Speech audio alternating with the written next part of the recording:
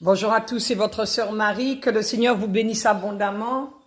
Au nom de Jésus-Christ de Nazareth. Amen. Je vous envoie beaucoup d'amour dans le nom de Jésus-Christ de Nazareth. Pour réprimander quelqu'un,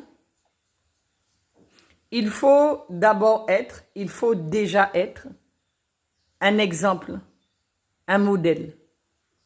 On ne peut pas réprimander les gens ou réprimander nos frères et nos sœurs si nous-mêmes, nous ne sommes pas un exemple, nous ne sommes pas un modèle pour eux.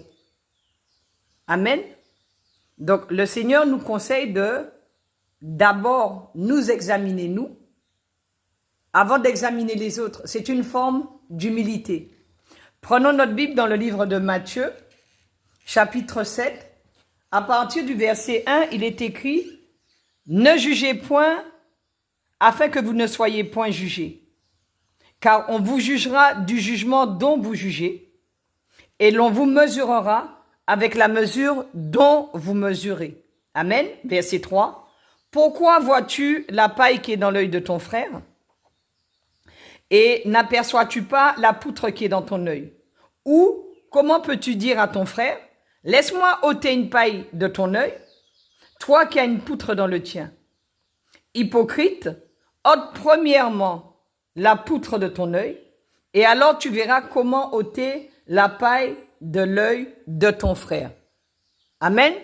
Combien de fois on nous réprimande, on nous dit de ne pas faire certaines choses, alors qu'eux-mêmes font la même chose et parfois, voire même pire.